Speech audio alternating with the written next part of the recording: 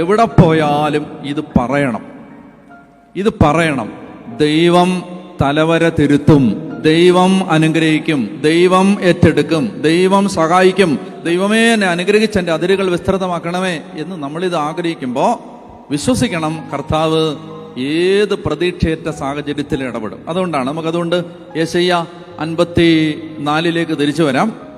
നിന്റെ കൂടാരത്തിന്റെ അതിരുകൾ വിസ്തൃതമാക്കുക. യെശയ്യാ 54:2. നിന്റെ കൂടാരം വിസ്തൃതമാക്കുക, അതിന്റെ തിരശീലകൾ വിരിക്കുക, കയറുകൾ ആവുന്നത്ര അയച്ച് നീളം കൂട്ടുക. എന്ന് പറഞ്ഞാൽ എന്തെന്നറിയാമോ? നമ്മള് മനസ്സിൽ വെക്കുന്ന ഒരു ക്യാൻവാസിനകത്താണ് നമ്മുടെ ജീവിതം ദൈവം വരയ്ക്കാൻ പോകുന്നത്. ഞാൻ പറഞ്ഞ മനസ്സിലായി നിങ്ങൾക്ക്? നമ്മൾ മനസ്സിൽ വെക്കുന്ന ഒരു ക്യാൻവാസിനകത്താണ് നമ്മുടെ ജീവിതം ദൈവം വരയ്ക്കാൻ പോകുന്നത്. എന്ന് പറഞ്ഞാൽ കയറുകൾ ആവുന്നത്ര അയച്ച് നീളം കൂട്ടാൻ ബൈബിൾ പറയുമ്പോൾ അതിൻ്റെ അർത്ഥം എന്താണെന്നറിയാമോ? ദൈവത്തിന്റെ ശക്തിക്ക് പരിധി വെക്കരുത്. എന്നെ ദൈവത്തിന് ഇത്ര അനുഗ്രഹിക്കാൻ പറ്റുമെന്ന് വിചാരിക്കരുത്.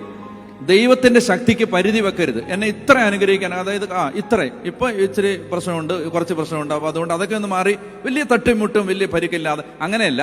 ദൈവത്തിന്റെ ശക്തിക്ക് പരിധി വെക്കാൻ പാടില്ല. കയറുകൾ നല്ലപോലെ അയച്ചു വിട്ടോണമെന്ന്. കയറുകൾ ആവുന്നത്ര അയച്ച് നീളം കൂട്ടുക.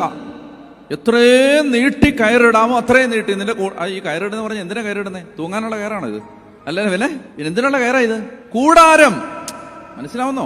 ഈ ടെന്റ് കെട്ടുകയാണ്. നിന്റെ കൂടാരത്തിന്റെ എന്താ പറഞ്ഞ യെശയ്യാ 54:2, നിന്റെ കൂടാരം വിസ്തൃതമാക്കുക. അപ്പൊ ഈ വലിയ കൂടാരം പണിയാൻ പോവാണ്.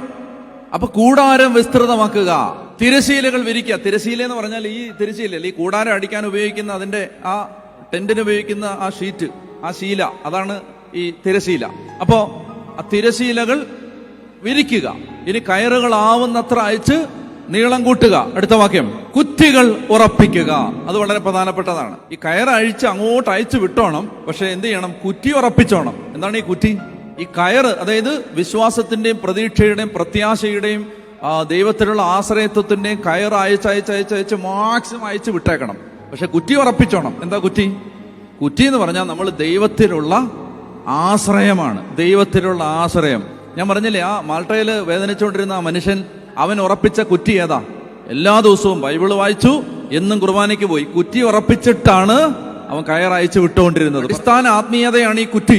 അടിസ്ഥാനാത്മീയത, അതിനകത്ത് ഉറച്ചു നിൽക്കണം. പ്രാർത്ഥനാ ജീവിതത്തിൽ ഉറച്ചു നിൽക്കണം, വചനവായനയിൽ ഉറച്ചു നിൽക്കണം, ജപമാലയിൽ മുടക്കം കൂടാതെ നിൽക്കണം, ആത്മീയ കാര്യങ്ങളിൽ കുമ്പസാരത്തിൽ ഉറച്ചു നിൽക്കണം, കുർബാനയിൽ ഉറച്ചു നിൽക്കണം. ഇതിനകത്ത് അടിസ്ഥാനങ്ങളിൽ ഉറച്ചു നിന്നിട്ട് എന്ത് ചെയ്യുക? ദൈവത്തിന്റെ ശക്തിക്ക് പരിധി വെക്കാതെ എല്ലാ വശത്തേക്കും അതിര് ഭേദിച്ച് വ്യാപിപ്പിക്കാൻ കഴിയുന്ന ദൈവശക്തിയിൽ ആശ്രയിച്ചിട്ട് കയറുകളാവുന്നത്ര അയച്ച് നീളം കൂട്ടുക, കുറ്റികൾ ഉറപ്പിക്കുക. അടുത്ത വാക്യം, നീ ഇരുവശത്തേക്കും അതിര് ഭേദിച്ച് വ്യാപിക്കും. ഇത് ദൈവമക്കളോട് പറയുന്ന. ഒരു കുടുംബവും നശിച്ചു കിടക്കാൻ പാടില്ല. ഒരു കുടുംബവും കരഞ്ഞ് ജീവിക്കാൻ പാടില്ല. ഒരു കുടുംബത്തിന്, അതായത് നമ്മൾ വിശ്വാസത്തിലും പ്രത്യാശയിലും ദൈവത്തെ ആശ്രയിച്ച് മുന്നോട്ട് പോകണം.